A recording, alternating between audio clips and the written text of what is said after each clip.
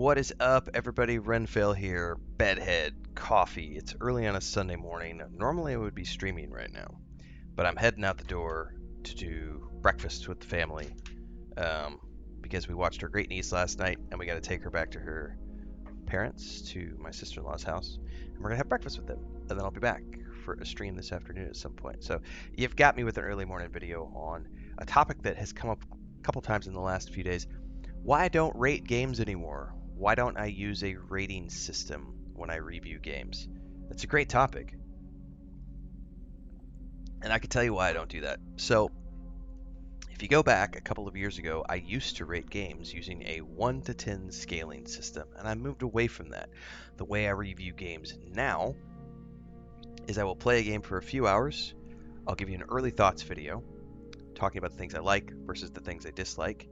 Then I will play the game for about 20 to 25 hours, and I will give you an additional video called the initial review. Because by 25 hours into a game, 25 hours, you understand the gameplay loop. You've seen pretty much everything the game is going to offer you for a new player experience, right? You'll find occasionally there will be games that will maybe continue to offer things past 20 hours, but for most games, that core gameplay loop, by 20 hours in, you've seen it all. Then I will then do a final review upon the completion of a game. And depending on how long it took me, if a game takes longer than 50 hours, I will also do an additional thoughts video along the way at the 50-hour mark. But most games are falling into that 30 to 40-hour bracket.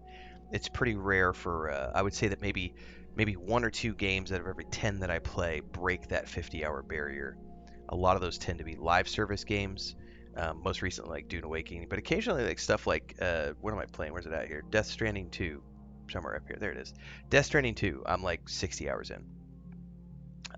Kingdom Come Deliverance 2 was definitely more than more than 50 hours. Yeah. But I used to do ratings. Why don't I do ratings anymore? It's actually a very simple reason. I didn't like the way that people were reacting to the ratings, because everyone has an opinion on what a 3 out of 10 or a 7 out of 10 or a 10 out of 10 would be. So my 10 out of 10 might be a 1 out of 10 for you, and your 1 out of 10 might be a 10 out of 10 for me. Like wait, those are the two same things, weren't they? I haven't had enough coffee yet, so let me re-say that in case I messed it up. Your 1 out of 10 might be my 10 out of 10, and my 1 out of 10 might be your 10 out of 10. There, I think I said it correctly that time. I don't know if I said it right the first time. I don't care. We're moving on. I don't do edits. Let's just go. It's flow of consciousness here. And I was getting way too many people who would come into a video and say something ridiculous like, well, there's no way that that game was a 3 out of 10. There's no way that that game was a 7 out of 10. There's no way that game was a 10 out of 10. And they would then compare my review to X other reviews. And I didn't like that. It's not the purpose of my reviews. I don't want people to be getting in their head that because I gave a game a certain number, that should dictate whether or not they were going to like the game.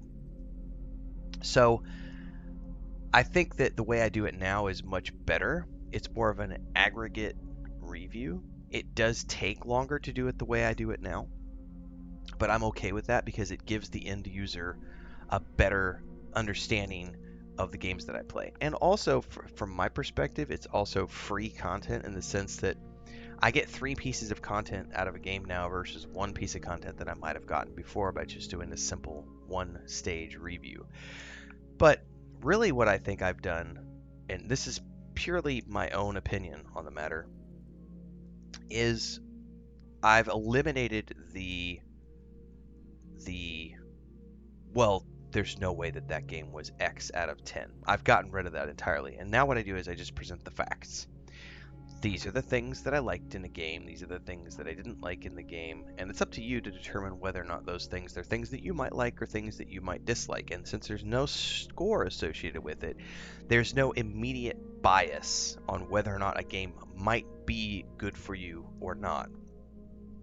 And if people really pay attention, because I'll get accused of this since I switched over to this, I get a lot of flack from the Reddit trolls every video I do, every review I do, well, you're full of toxic positivity and you never give games bad reviews, which is not true. I have definitely given games bad reviews, but because I don't score things on that scale of 1 to 10, I get accused of not giving games bad reviews. And to those players, I always say, you haven't watched my First Impressions series. Because if you go watch my First Impressions series, you will find a playlist full of videos where I have played games for 45 minutes to 90 minutes, and they haven't resonated with me for whatever reason that might be. And in that First Impressions video, what I'm looking for in those is I'm looking for games to fill in the gaps between the games that I know I'm going to like.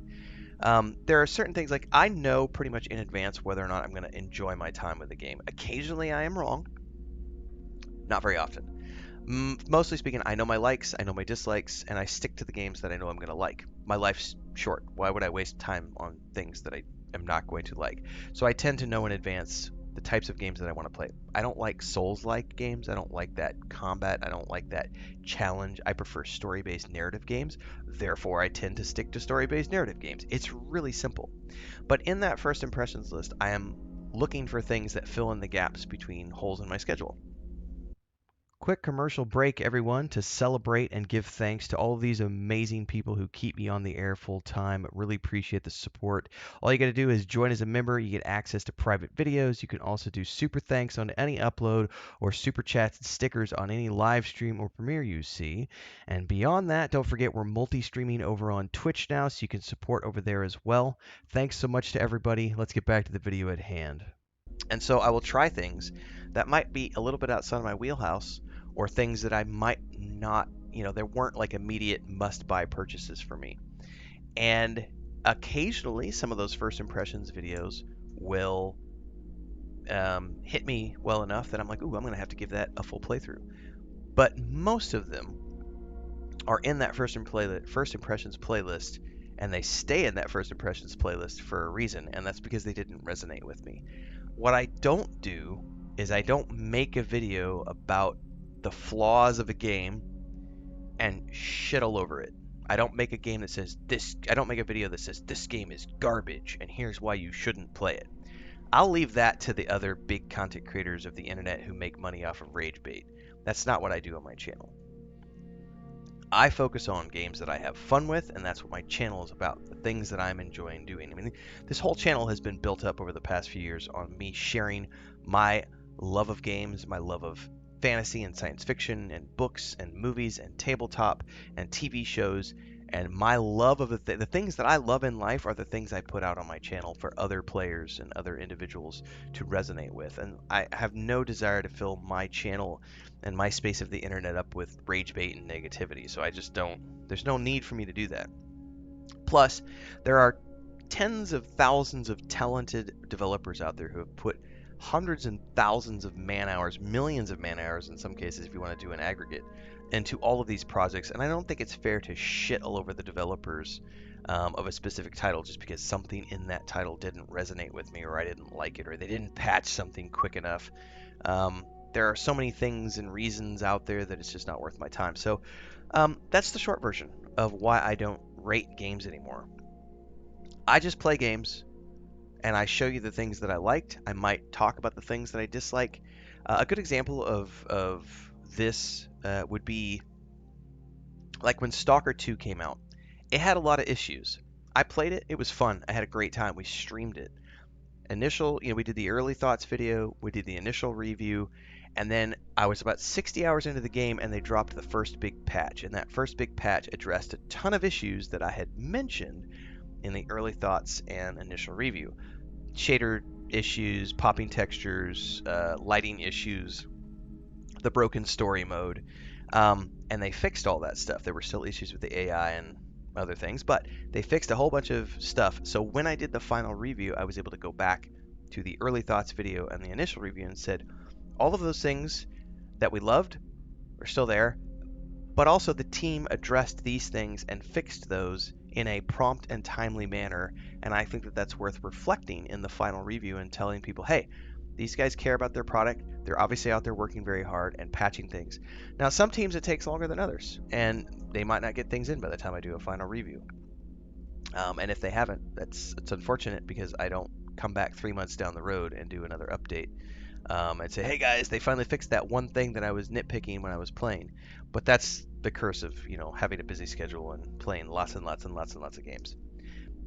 Anyway, hopefully that gives you some more insight into why I don't rate games anymore. And I know a lot of people have enjoyed the way that I've sort of evolved the channel over the past few years, and we're going to keep moving onwards and upwards. So hopefully we'll see you in the next one. Daily streams at around 4:35 a.m. Central on YouTube and Twitch, and I review lots and lots and lots and lots and lots and lots of things here on my channel. See ya.